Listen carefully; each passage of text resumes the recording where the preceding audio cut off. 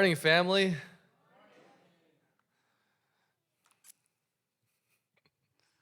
Today, I don't usually start with a joke, but I found a good one, so I thought I'd share. We all know children sometimes ask difficult questions.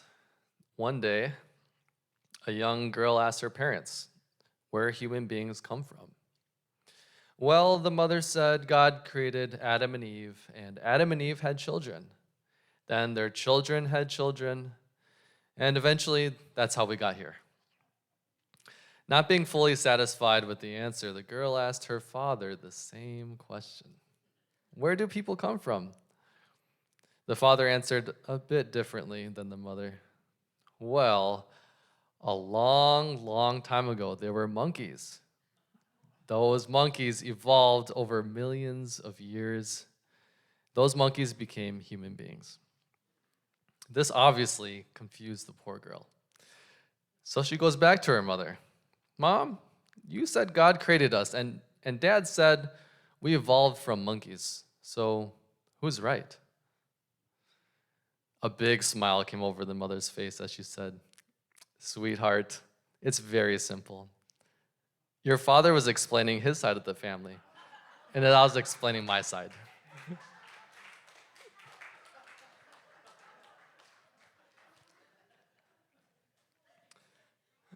So family, it's family. We all have different lines of family, and we all come together to create an interesting family that from different sides. Father Moon, he made efforts to bring people from different backgrounds, religions, countries together. So we have a lot of really well mixed families, and that's a beautiful thing that I'm proud of what we have here. Maybe not monkeys, and you know. So I thought of talking about family as a school of love. Our kids are getting ready for school, and some of you maybe also some teachers and some of your kids getting ready for school. And yeah, some of you may be excited to see friends and new faces, meet new people, maybe get a little bit more of a break from the kids. It's also kind of might be a little bit of a stressful time to kind of start something new and a little bit of the unknown and what this new school year has to bring.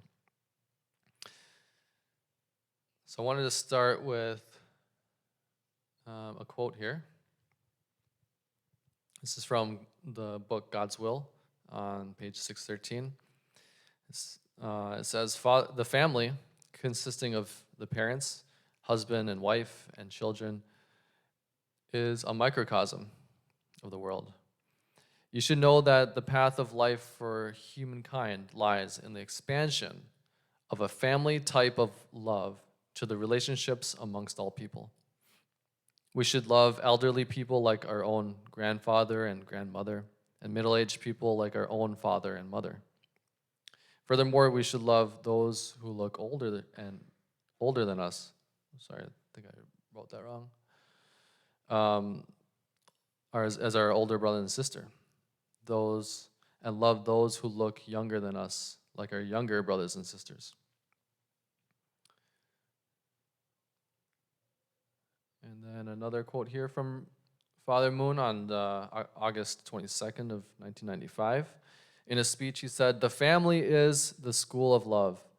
It is the most important school in life. Within the family, children cultivate the depth and breadth of their heart to love others.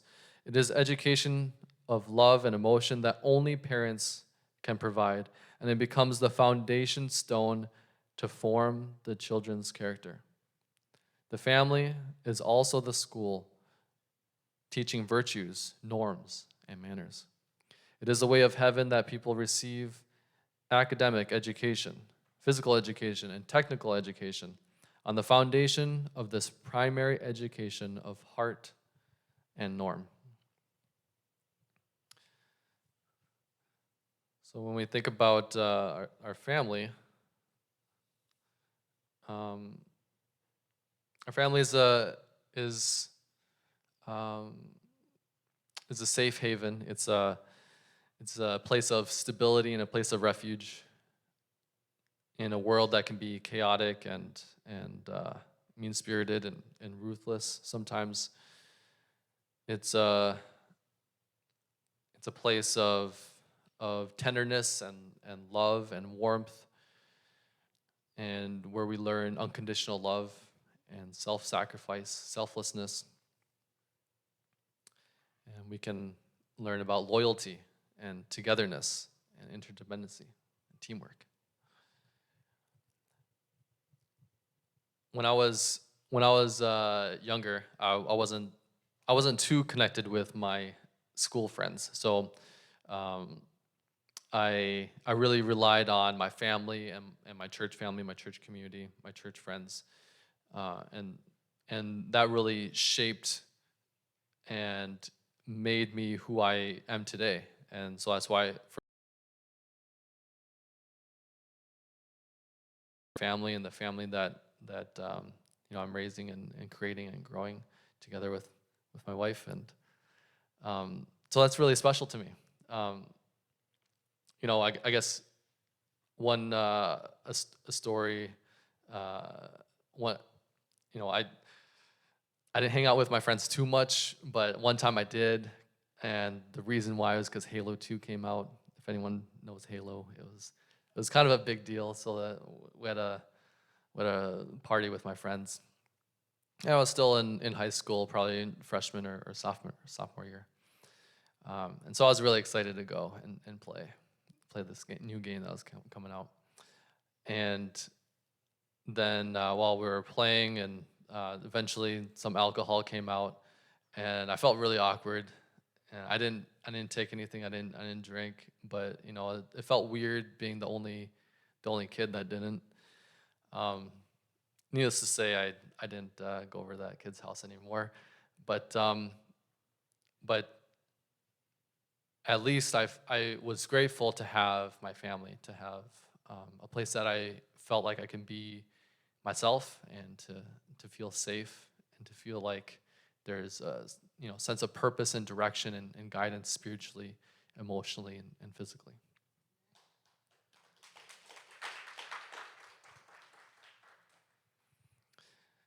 So yeah, I think when we're young as kids, we may kind of take it for granted that the situation that we grow up in, um, and I didn't realize, and I think this is for many people, I didn't realize how much work it is to be a parent, how much effort, how much sacrifice it takes to raise children, until I had children of my own. And I'm sure some of you have had that conversations with your children who have had their own children, and they just ask, like, how'd you do it? How'd you make it through? How'd you survive? How were you able to do all the things that you did to raise us and keep us safe and everything like that? Um, I I always think of Shizuka's mom, who she raised 7 kids, and Shizuka's dad was sometimes gone for a long time, with his business, and the kicker is, with 7 kids, she had to raise them and feed them and take care of them, get them off to school, and she didn't even have a driver's license. So she had to bring everyone to the grocery store whenever they needed to go there. And it's, yeah, I remember Shizuka having that conversation with her mom and be like, how did you do that? It's incredible. So when when we get older and we experience new things, we can appreciate the investment and the love that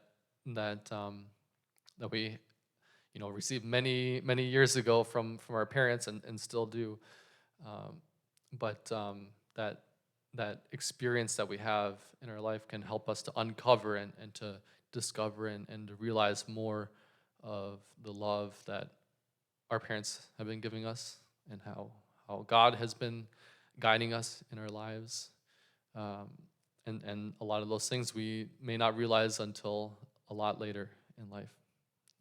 So, so I think it's really, anyways, really important that this foundational part of our lives and our society is being the family is solid, and that we can work on this as a strong building block for society.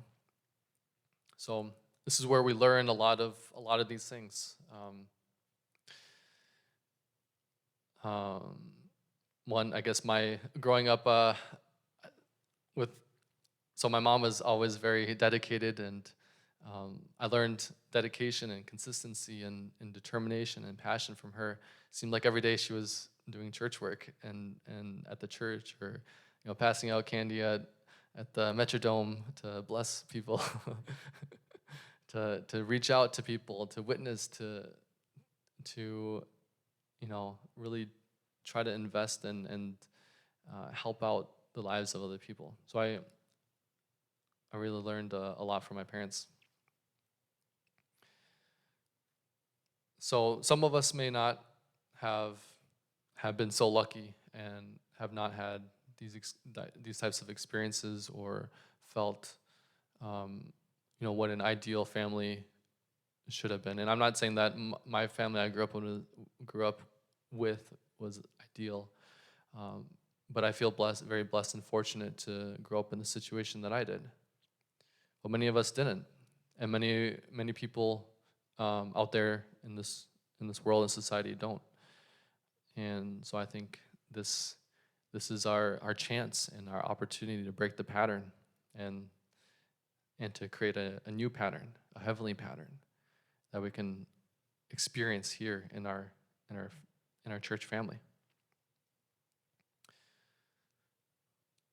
So one thing that as raising kids,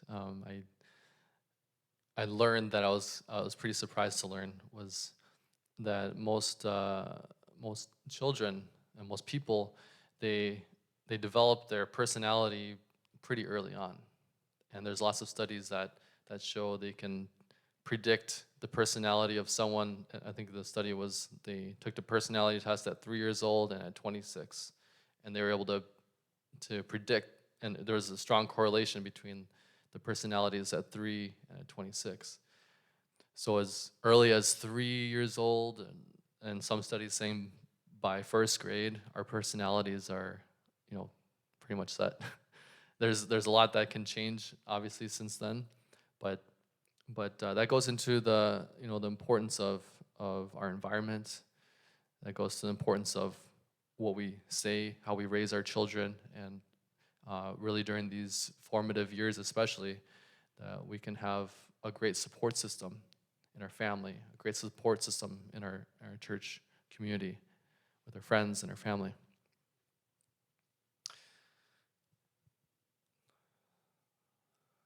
So in our family, we learn how to love.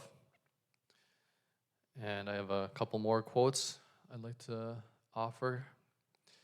The spirit world is composed of the air of love. Everything has to be born through love. You should live in love, and through living for the sake of others, become filled with love.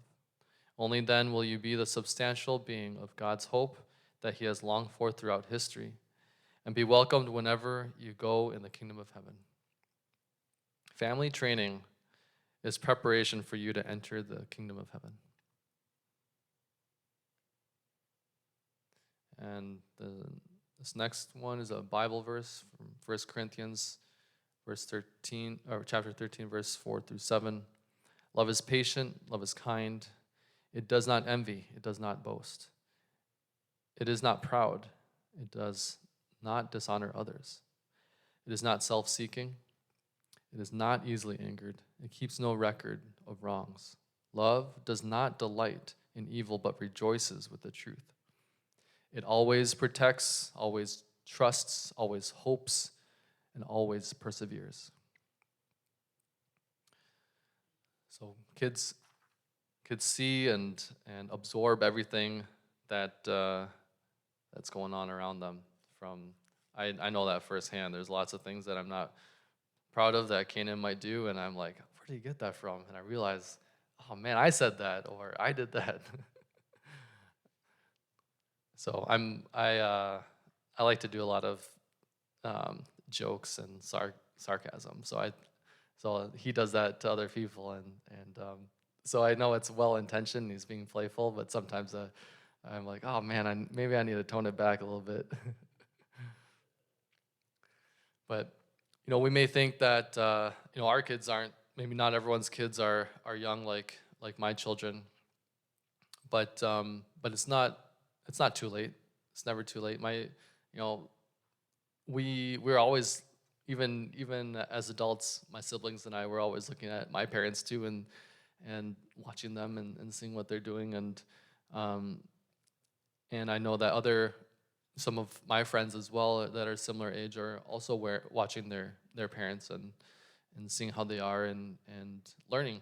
It's learning also, and so we still have the opportunity to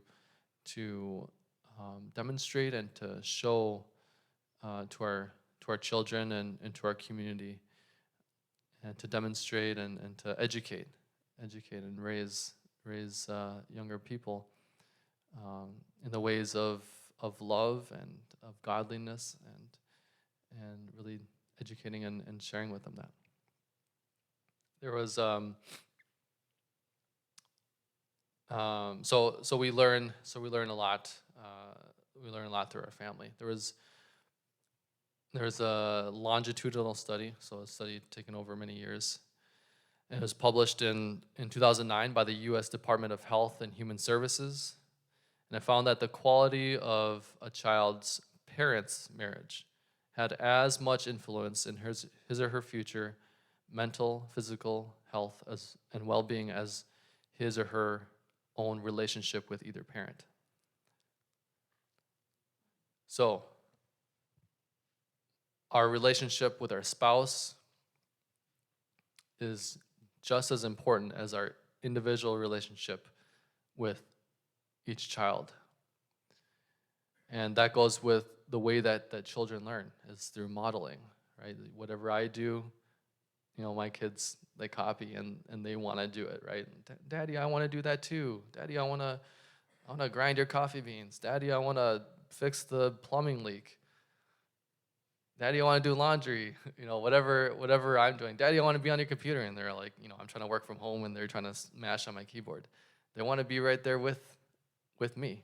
They want your kids, all the young people in our community learn from our example that we set and what we show. Not just, the words that we say have definitely an impact, but even more so our actions and what we do. It shows our integrity and shows what we actually believe and take action on. So how we interact with our spouse, we can work on that, and that improves the well-being of our children. How we show affection to each other, if we give high fives after fixing a plumbing leak, or a hug after a nice meal that our family was able to enjoy. Making time for each other and having date nights. My kids hate date nights. They hate it because mommy and daddy go somewhere together and they don't get to go. So sometimes it's kind of a struggle to get out the door, but it's showing our kids that we want to invest in our relationship, and that we're setting time aside and making that intention to build our relationship as a couple, as teachers, as leaders in our family. We're teaching our kids love and how to make time to grow that love. So we make time for that. And there's always good things that happen, and it's easy to show that, but also there's conflicts that come up, and how to overcome those conflicts are also important. There's going to be times that there's going to be lots of teaching moments. As you know, we if you read parenting books, you'll understand. But we can take many times that might seem like a failure or some consequence we're not looking to get as a teachable moment, as a teaching moment. That when we have a conflict, an argument, that we show the example that we can work through that, how we respect each other, how we show how we listen to each other and empathize with each other, to be able to work through a fair conclusion, a fair agreement at the end. And so by showing the example, they learn that, and they can grow up and use those skills when they go to school, when they grow up and go to work, when they have their own relationships with their spouse in the future. So these are all things that I've been having on my mind and trying to work on. And also I guess another thing too, with my own parents. It's important for me to show up. So we took my last sermon, we did the 5 love language test, right? So we should know each other's love languages, how we receive love the best, how each other receives, how my wife, how my husband receives love, how my children receives love, how my parents receive love, and work to hone in and to target that type of love and to offer and to give love to others in that way. And so with my parents, it's also a great thing to show my children, to show up for their grandparents, to show affection, appreciation, for them to spend time and to offer help and to make meals. Or recently my parents needed their porch fixed up, so I rebuilt the steps, and my brother painted the porch. And them seeing that and being involved is also really important as a way to exercise, to practice giving love.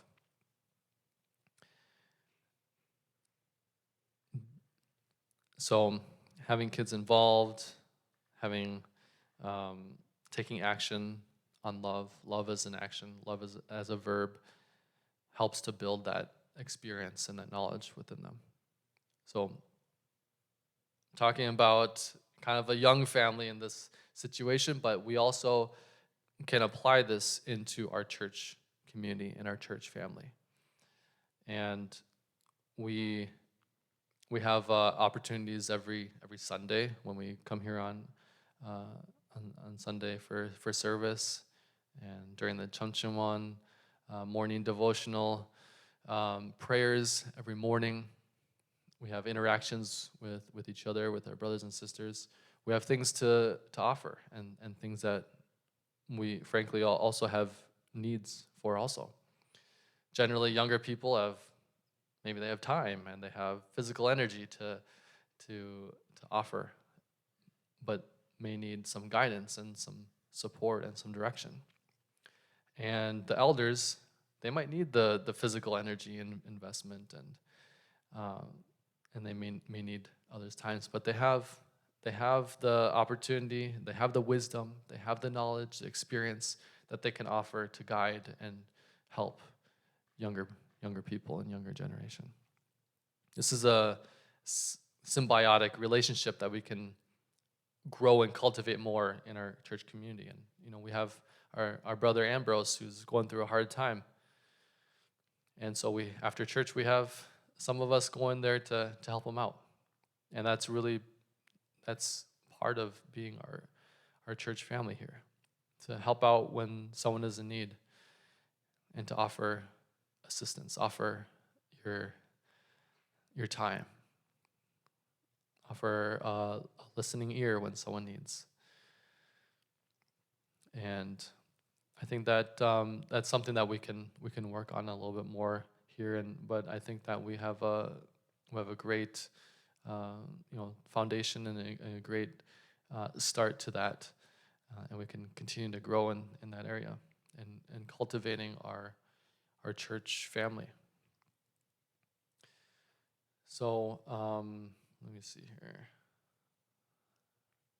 I have another quote. This one is from the Chunseongyong on page 436. And Father talks about kind of the state of America. Today, the American system is the paradise of the young, but not a paradise for the elderly, because the American system is a paradise for the young men and women, yet neither a paradise for children nor a paradise for the grandfathers and grandmothers. Everyone there is digging pits of hell that will lead them to ruin. This is happening because the American system does not fit the original form. And the original form being, God's original ideal of creation and the culture of heart that I talked about, that we're working on building, our church family that we're building.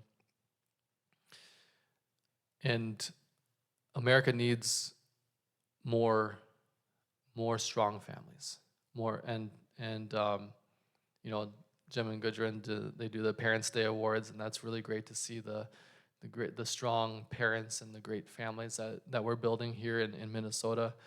And we need more of that. We need more work that we're doing towards building our families, our church families, our community families, and really help America one family at a time. And it's important and meaningful work that we're undertaking. And each person, each generation has a role to fill in that. I don't know if anyone's heard of a service in Japan where you can rent a family. So there is a need for love and affection, and when we don't have it, it's sad, and we need, but that's also the reality. It is what it is. But what we can do as a church community is to be here and to be supportive and to be welcoming and open to help. And my wife Shizuka, she hosted a book club yesterday, and they had, some of them read the book, but I won't rat out who didn't. But the book was called Blue Zone. Has anyone read the book Blue Zone or heard of it? Yeah. So it's about these communities, these cities around the world that have the longest living people. And they have a lot of, I think they call them centurions, like people that live over 100 years. Centurions. There we go. So they studied these communities and these cities and narrowed down the categories to 9 different categories that you can see up here. And these categories were important to these communities and in their lifestyle of healthy eating and activity and socializing, and kind of like getting the right kind of mindset and de-stressing. And I haven't read the book, but I think it's a good book. I encourage, if you have not read it, and if you're interested in healthy living and healthy lifestyle, I think that's a really good book to pick up. And one of the things that they talk about is a church community. And being part of a church community, on average, it was between 4 and 14 years that added to people's longevity. And not just their longevity, but their healthy longevity, the healthy life that they're able to live. So just by us being here, us building our community, we can help each other be healthy, help each other to learn to love, and build our build our family here, our church family, our school of love here. And we're all of us are the teachers. All of us are the ones that can make an impact and to show the example and to lead and to build this community here. So, thank you.